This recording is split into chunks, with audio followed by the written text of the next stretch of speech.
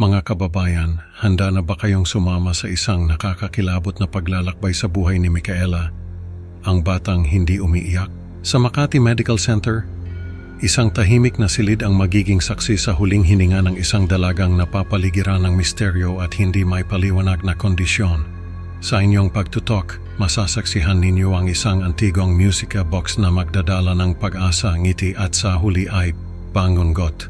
Huwag palampasin ang kuwentong mag-iiwan sa inyo ng tanong, ano nga ba ang lihim na dala ng kahon ng musika ni Micaela?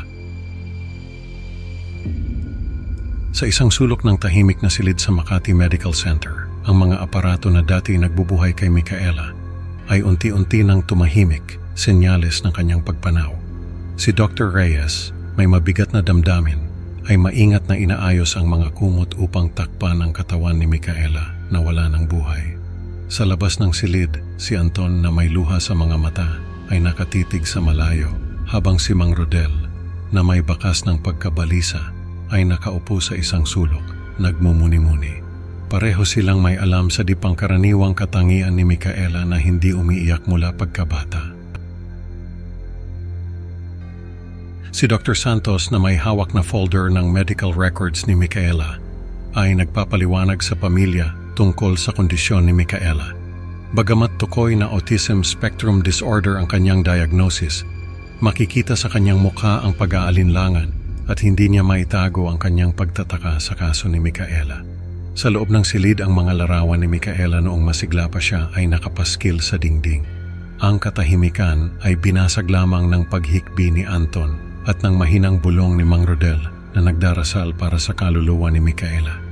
Ano kaya ang misteryo sa likod ng katahimikang bumabalot kay Micaela? Sa kanilang tahanan, makikita ang mga larawan ni Anton at Micaela noong bata pa sila. Masaya at magkasama, ngunit kapansin-pansin ang kawalan ng emosyon sa mukha ni Micaela. Si Anton sa kanyang kwarto ay naglalaro ng online games, subalit bakas sa kanyang mukha ang kalungkutan. Isang araw, tinangka ni Anton na isama si Micaela sa kanyang paglalaro. Makikita ang pagpupumilit ni Anton na makakuha ng reaksyon mula kay Micaela, ngunit si Micaela ay nanatiling walang interes at walang malasakit sa mga laro. Sa hapagkainan, seryosong pinag-uusapan ng pamilya ang kalagayan ni Micaela. Ang ina ni Micaela ay nagmungkahi na baka makabuti sa kanya ang espesyal na edukasyon. Makikita ang pag-aalala sa mukha ni Anton, hindi niya matanggap na kailangan nilang ipasa si Micaela sa ibang mga kamay. Ngunit hanggang kailan nila kayang protektahan si Micaela mula sa mundo na hindi niya maunawaan? At ano ang lihim na dala ng kanyang katahimikan na maaaring magbukas ng pinto sa isang mas malalim na hiwaga? Sa isang makulay na Pasko, ang bahay ay puno ng dekorasyon at masasayang ilaw. Ang pamilya ay nagtitipon sa sala at makikita ang pagbabago sa atmosfera. May ngiti sa mukha ni Micaela. Ang kaligayahan ay bumalot sa silid habang binubuksan niya ang regalong antigong music box mula kay Mang Rodel. Ang musika mula sa kahon ay umaalingaw-ngaw sa buong silid, tila ba ito'y himig ng mga anghel. Sa unang pagkakataon sa maraming taon, narinig ng pamilya ang tinig ni Micaela. Salamat, mahina ngunit malinaw niyang sabi, at ang kanyang boses ay nagdulot ng pagtataka at ligaya. Ang pamilya ay nagyakap-yakap, puno ng pag-asa at saya. Ang simpleng salita ni Micaela ay naging simbolo ng isang bagong kabanata sa kanilang buhay. Ngunit ang saya ng Pasko ay may dalang misteryo na magpapabago sa kanilang lahat. Sa mga sumunod na araw, si Micaela at ang music box ay hindi mapaghiwalay. Sa kanyang silid, makikita si Micaela na mahimbing na natutulog habang ang music box ay patuloy na tumutugtog. Tila ba ito'y guardian angel na nagbabantay sa kanyang mga panaginip? Ngunit paglipas ng 2 taon, unti-unting bumalik ang dating asal ni Micaela. Sa opisina ni Dr. Santos, muli niyang sinuri si Micaela at nadiskubre ang chronic fatigue syndrome na nagpapalala sa kanyang kondisyon. Ang balitang ito ay naghatid ng bagong alon ng pangamba sa pamilya. Ang mga eksena sa ospital ay naging madalas.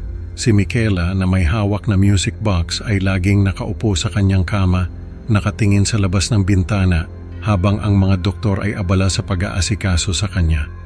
Ang music box na naging kaibigan niya sa mga panahong masaya at malungkot ay tila ba isang tanglaw sa gitna ng kanyang mga pagsubok. Ang music box na nagdala ng himala ay magiging susi rin ba sa isang hindi inaasahang trahedya? Ang kasunod na kabanata ay magbubunyag ng mas malalim na misteryo. Sa gitna ng maaliwalas na hapon sa Bonifacio Global City, si Anton ay nagpapahinga sa isang bench kasama ang music box na nagbigay saya kay Micaela. Ang paligid ay gulo ng mga sasakyan at sigawan ng mga tao. Lahat ay abala sa kani-kanilang lakad. Biglang, isang hindi inaasahang pangyayari ang gumimbal sa kanyang katahimikan. Si Mang Rodel, na abala sa pagpapalakad ng lawnmower sa hardin, ay hindi sinasadyang nabangga ang music box. Kitang-kita ang pagkataranta sa mukha ni Mang Rodel habang pinipilit niyang ayusin ang nasirang kahon, ngunit huli na ang lahat. Ang music box na simbolo ng pag-asa para kay Micaela ay wasak na. Si Anton, na puno ng pagkabahala at takot, ay dali-daling dinala ang wasak na music box pabalik sa kanilang kondo. Sa kabilang banda, sa ospital, si Micaela, na nakatingin sa bintana, ay nasaksihan ang trahedyang sinapit ng kanyang pinakaiingatang bagay. Ang kanyang mundo ay gumuho sa harap ng kanyang mga mata. Habang ang pamilya ay nagluluksa sa pagkawala ng musika sa buhay ni Micaela, isang mas nakakakilabot na pangyayari ang naghihintay sa kanila sa susunod na kabanata ng kanilang buhay. Hindi nagtagal, binawian ng buhay si Micaela. Sa isang tahimik na seremonya, inilibing ng pamilya ang music box sa isang lihim na lugar, kasabay ng kanilang pagtangis at pagluluksa. Ang kanilang mga puso ay puno ng sakit at pangungulila sa pagkawala ng kanilang mahal na si Micaela. Ngunit ang gabi ay hindi nagdala ng kapayapaan kay Anton. Sa kanyang kwarto, siya ay nakaranas ng isang bangungot. Si Micaela, sa anyong nakakatakot at galit, ay sumisisi kay Anton sa pagkasira ng music box. Ang kanyang mga mata ay puno ng hinanakit at puot na tila sinasabi na hindi na siya magkakaroon ng kapayapaan. Kinabukasan, isang mas lalong nakakakilabot na tanawin ang bumungad kay Anton. Natagpuan niya ang katawan ni Mang Rodel sa hardin, wala ng buhay at may mga sugat na nakakakilabot. Sa kanyang mukha, bakas ang takot at pagkakasala. Si Micaela, sa kabilang banda, ay tila nasa isang payapang lugar na malayo sa mundong puno ng sakit at pagdurusa. Naiwan si Anton na may dalang imahe ng kanyang kapatid, ang imahe ng walang hanggang paghihirap at pagkakasala. Ang alaala ni Micaela ay patuloy na bumabagabag sa kanya, na parang isang malagim na anino na hindi niya matatakasan. Ano kaya ang susunod na mangyayari sa pamilyang ito na nilamon na ng dilim at bighati? Sa huli, natutunan ng pamilya na ang katahimikan ay may sariling wika ng misteryo at babala. Maraming salamat mga ka-creepy Pinoy sa pakikinig sa ating kwento. Huwag kalimutang mag-like at mag-subscribe para laging updated sa mga bagong kababalaghan dito sa ating channel. Excited na akong makasama kayo sa susunod nating upload. At tandaan, sa bawat antigong bagay na iyong yakapin, baka may lihim itong pasanin. Hanggang sa muli, mga kaibigan, mag-ingat sa mga regalong may kasamang sumpa.